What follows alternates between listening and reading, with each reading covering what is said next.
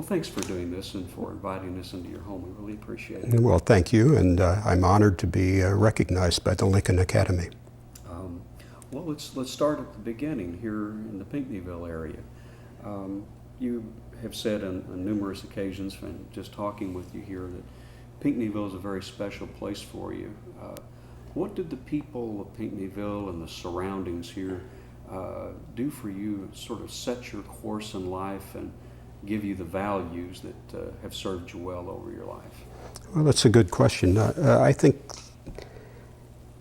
the way I would describe it is Pinckneyville embraced our family after my father was killed in an accident. And one of the strengths of the community is the religious community, and it creates strong moral values in the people that are here.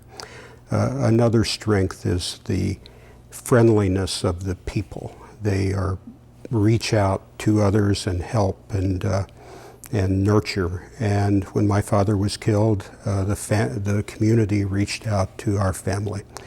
Their help, in addition to the family on my father and mother's side, was a major help to us. They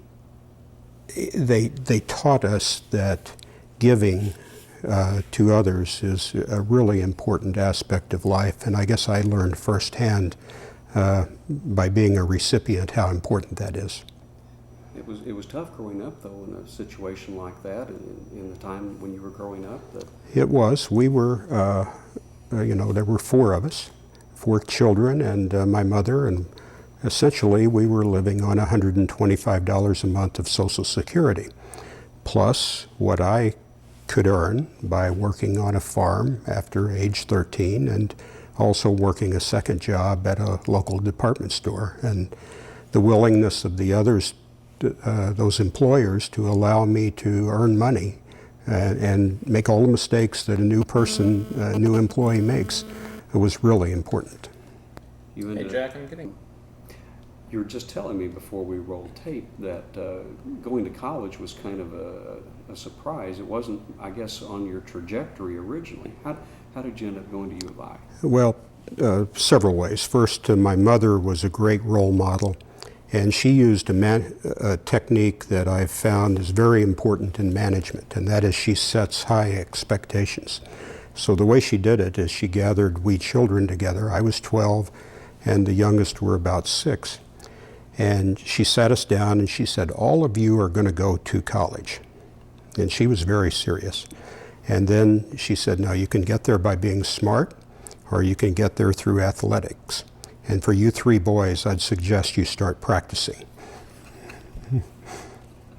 But what really came out of all of that was to just implant in our minds that we were going to college. In high school, or at Pinckneyville High School, the guidance counselor came to me one day and said, I think I have a scholarship for you. No one seems to have applied. We need to get your application in. And she said, you will have to take the ACT exam. So I said, well, when do I take it? Well, tomorrow. And I piled on the bus and went to Shyrock Auditorium, where I received the award, and took my ACT exam. And that's how we started. What did you study at U of I? I studied accounting because accounting, I knew I wanted to be in business. And accounting helps a person who has little business experience really understand business. You have to know business to be able to do the accounting. So I did that just long enough to pass the CPA exam, get my degree, realize I didn't want to be an accountant, and then I went to graduate school at SIU Carbondale. And University of Illinois provided my education in accounting, top-notch education, and SIU Carbondale provided me my MBA. Where did you go to work after getting your MBA? Well, I went to work for Arthur Andersen and Company in their consulting division, and I knew I didn't really like the tedious nature of the accounting, but I also wanted to be involved in large businesses and see a variety of businesses. And so over the years, I would work with the likes of United Airlines and large electric utilities and natural gas utilities and Jamaica Telephone Company and construction companies. And I just saw a variety of businesses. And one of my clients was Peabody. And as I worked with them for approximately a year as a consultant, I got to know them, they got to know me. There was something about the company that was really interesting. I like the fact that here are hard-working people that are doing things. They're very proud of what they do. They use big equipment. I call it big toys for big boys. And they were quite sophisticated. And I eventually became a part of that. And in fairness, you grew up around the coal industry. It's all around. Well, at the time that I was growing up, the coal industry really wasn't here yet. Really? It was only when I went to college that it started moving in, and that was during the late 60s that a large number of generating plants were built. And so the mines were built nearby to supply the generating plants. Like Baldwin and places like that? Yeah, Baldwin and Hennepin and Wood River and Grand Tower and more all over the place. I guess I always keep thinking back to some of the old stuff around, West Frankfort and around in there and all. But around here, you're right, it wasn't really here. That's right. Yeah, the West Frankfort, this is off the record, but the West Frankfort things, that's called the Quality Circle. And the mines there were built to supply the industrial sector in Chicago largely. Right. Metallurgical steel and stuff like that. Yes. Yeah. What year did you join Peabody? I joined Peabody in 1979. 79. And I became the CEO in 1990 and stepped away from the CEO role at the end of 2005. Let me answer it again. Sure. I joined Peabody in 1979, became CEO in 1990, and stepped away from the CEO role in 2005, 15 years.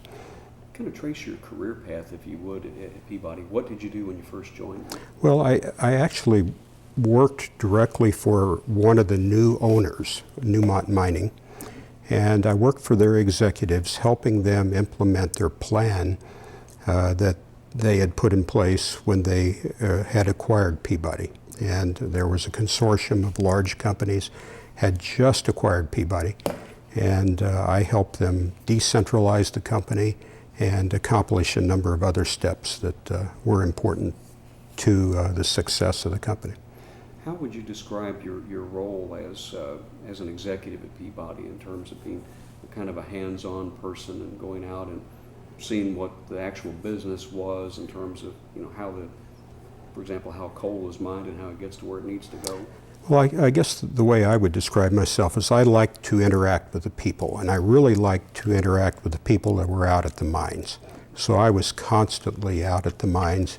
And what was my role? My role was very knowledgeable of what was going on, but trusting the people to do what they needed to do to accomplish their job. We were headquartered in St. Louis, and one couldn't mine any coal sitting in my office in St. Louis, and I understood that. Because of your background and what you experienced as a kid, you were very safety conscious. Could you speak to that? You were Sure. very concerned about the well-being of the men and women who were out in the field working. Well, it's natural that if your father was killed in an industrial accident, you're very sensitive to the impact of that fatality or any injury to a family. And the year before I became CEO, there were 5 fatalities at Peabody. I immediately launched a program called a Commitment to Safety.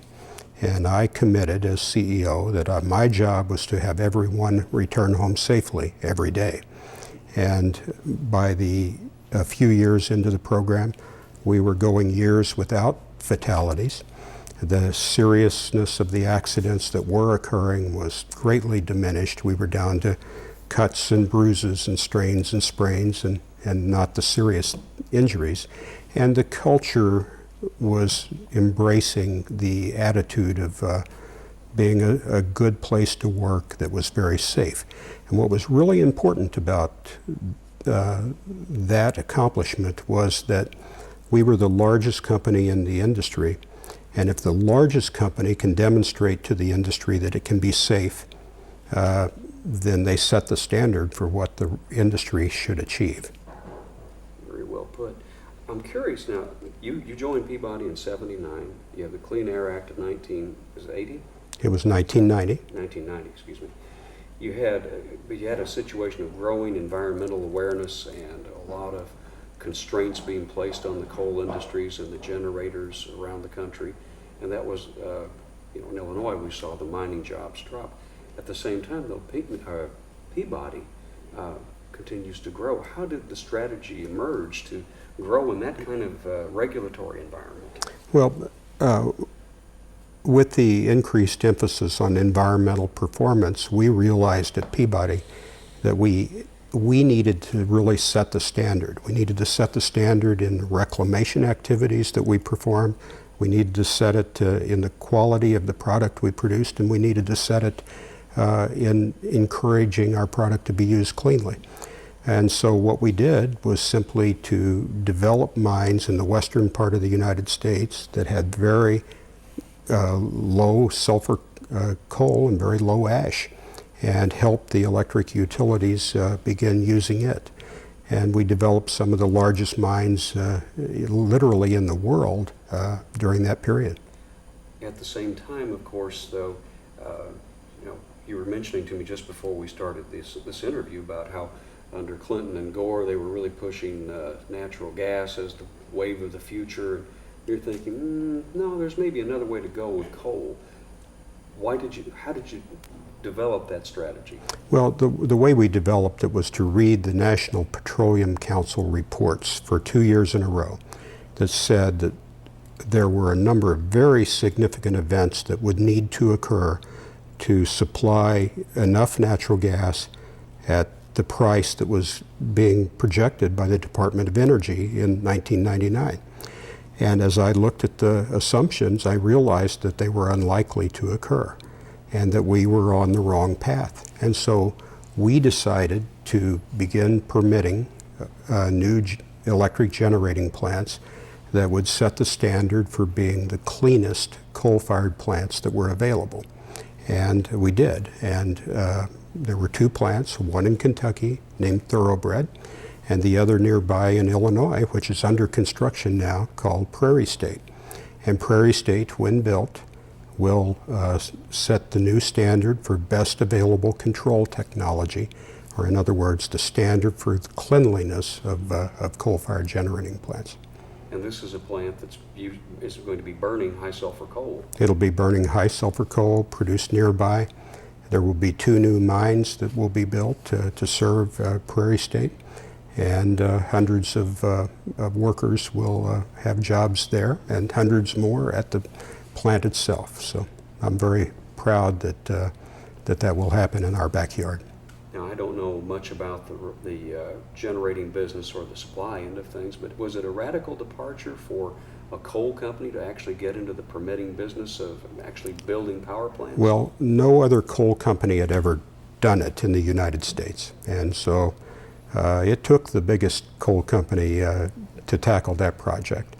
I think what surprised us was how much support we had from the local community and counties, and how much opposition we had from non-government organizations based in San Francisco and Chicago and other places. In other words, those that were far away were trying to tell the people that are locally that were on the wrong path. Fortunately, we prevailed, and Prairie State is being built at this time. When will it go online? Prairie State should go online approximately 2012. Now, I remember attending a coal conference at SIU a few years back where the idea for FutureGen was, everyone was coming together for that. FutureGen has suffered a major setback, of course, with the DOE's decision recently, but is FutureGen the way we should be going? Is it eventually going to emerge? Well, let me give you a little bit of background about FutureGen. In January of 2005, an organization that I co-chaired, comprised of CEOs of electric utilities and coal companies and railroads, pledged to develop and deploy technology to achieve near zero emissions from coal-fired generating plants. FutureGen was the first project that they signed up for.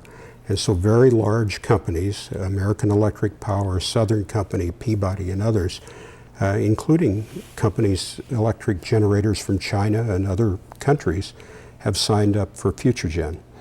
A site was developed here in Illinois, and unfortunately the Department of Energy has pulled the funding for that site. I think FutureGen is the future course for electricity in this country. Basically, we gasify the coal, we clean up the gas stream, we create hydrogen and use the excess heat to generate steam and electricity. And the hydrogen can be used in fuel cells for electricity or other uses. FutureGen was aimed at capturing and sequestering CO2. And once we have that capability, we can use that same technology in the refining industry, in natural gas, in a number of different other applications of fossil fuels. So FutureGen is important. It's still the wave of the future then? This should be the wave of the future.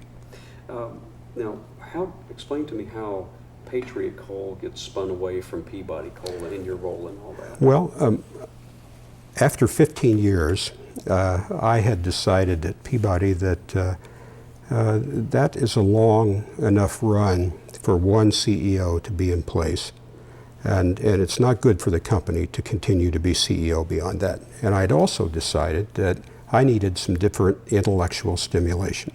So we hired my successor, and the company's in excellent hands. And the successor chose to spin Patriot off.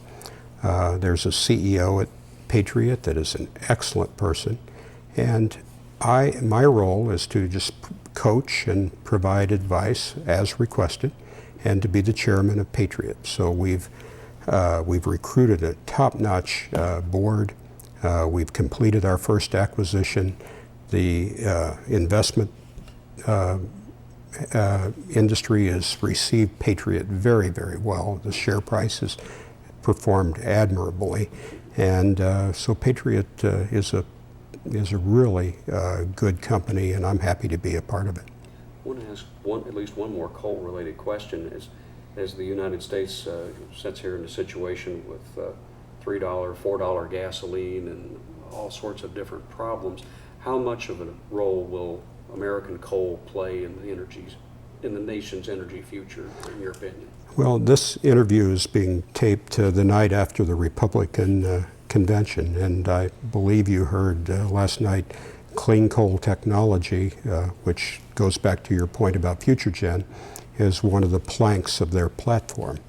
They are encouraging the development of all forms of energy, and I strongly support that, whether it's nuclear, gas, coal, or renewables. I think our country needs all of the different elements of energy and let them compete. And so coal will play a very important role because it's our country's most abundant energy source. We have more than 200 years supply of coal right here in this country. This country is essentially the Saudi Arabia of coal. How did you become involved with the Federal Reserve Bank of St. Louis? Well, that's a part of the needing different intellectual stimulation.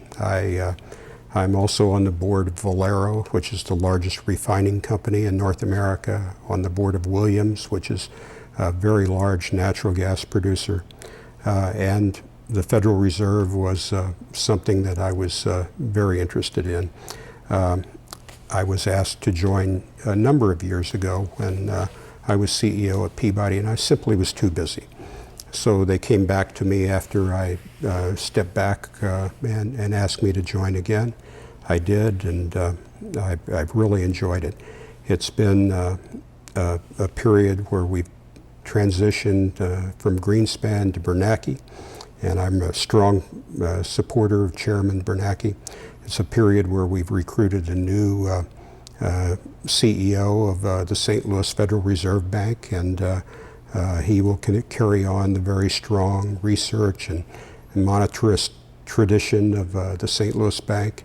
And it's a period when our country has gone through enormous challenges with subprime and with very high oil and refined product cost. And so I've really found it stimulating and fascinating. One of the things I was at a meeting not long ago of my colleagues working on basically it's a PR campaign for public broadcasting, but I heard from some of my colleagues at KETC in St. Louis that they were working with the Federal Reserve Bank there on educating people about the subprime market, what to do in case of mortgage problems and things like that. Mm-hmm. So what I came away with was looking at your website and there seems to be a strong consumer education component to what you're doing there. Could you speak to that? Sure. Well, the St. Louis Fed Bank is noted for, number one, its research and very strong positions on the economy, on economic theory in the economy. It's also coordinates a number of activities between the Federal Reserve System and the U.S. Treasury. And the final thing is it's one of the leaders in the Federal Reserve System banks of reaching out to the public, providing education, and gathering more information so better decisions can be made to support the Federal Reserve economic policies. And the involvement that you've had is a small part of that.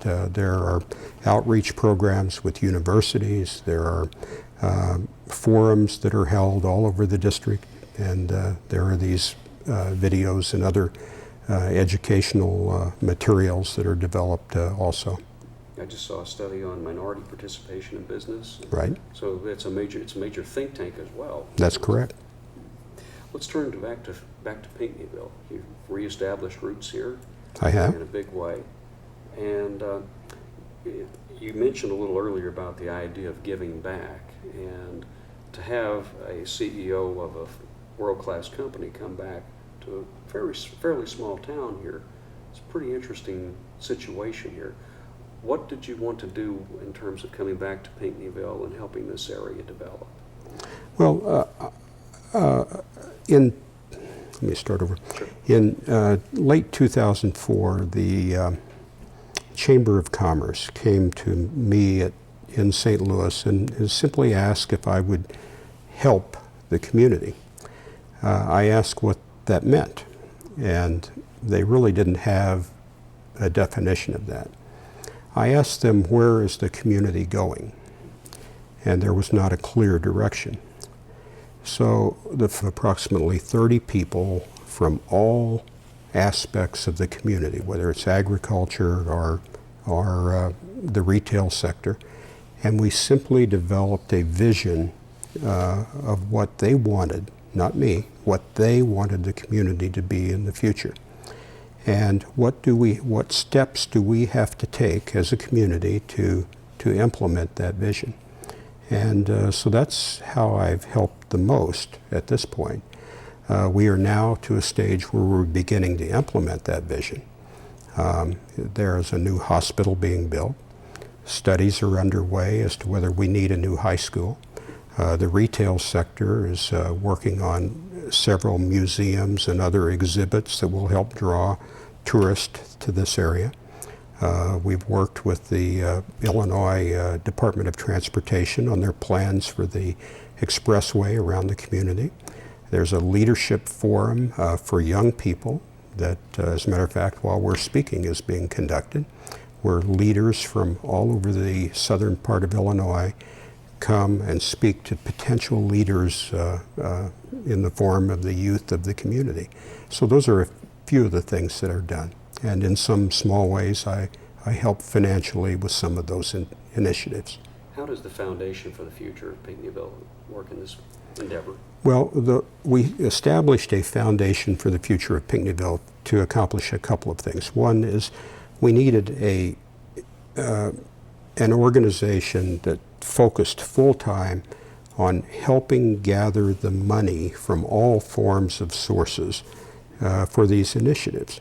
I can't do it all, and it wouldn't be appropriate for me to do it all.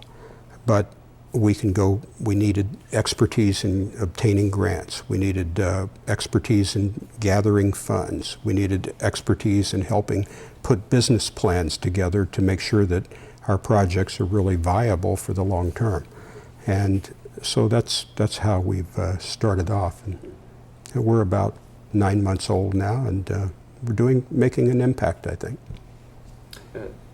Well, in working with Tabretta and hearing some of the plans, it's been very interesting. Mm-hmm. And one of the idea of the Leadership Academy strikes me as being similar to something Pashard has been working on. He's always been concerned about the brain drain of young people leaving this area. And it sounds like you're really trying to inculcate them with an idea of leadership and at the same time planting their roots here and lifting the area up. Well, one of the things that I respect about this community is how hardworking and smart the people are that live here. And they needed the exposure to these leaders to really have some of that rub off on them. They have all the capability in the world to be great leaders, and there are some great leaders already here. But this leadership program, I think, will pay huge dividends for this community and really other communities if people move elsewhere for a long time to come. We're kind of drawing to the close of this. We talked at the beginning about what's given you the greatest satisfaction in life, and you mentioned that you've been able to work with lords and top-ranking CEOs, and at the same time you've been proud of never losing the common touch. I don't want to put words in your mouth, but...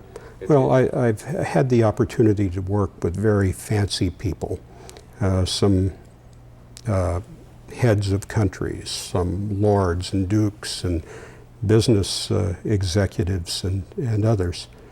But I'm the most comfortable with people that work hard and have the values much like exist right here in Pinckneyville. As you look back, and what's giving you the most satisfaction in life? I think a couple of things. Obviously with Peabody and now Patriot, their success financially, but more importantly, their improvements in the area of safety and really setting the standard for the mining industry and demonstrating you can produce efficiently without hurting anyone. And that's probably the most satisfying thing. And perhaps the second is just having a healthy, happy, motivated, talented family. And from my wife Sue to each of my 3 kids, I'm proud of every one of them. What are the next challenges on the horizon for you? Well, at the moment, it's the farming right here around Pinckneyville. We're up to about 3,000 acres now, and that's just another one of these challenges where we are learning how to use all of the modern equipment and everything from the GPS technology to all the pesticides and herbicides and so on. It's a big learning challenge, but my family enjoys it, and we're not making too many mistakes at this point. I think we're in good shape. Good. Thank you. Thank you. Nicely done, sir. Well, I appreciate it. You have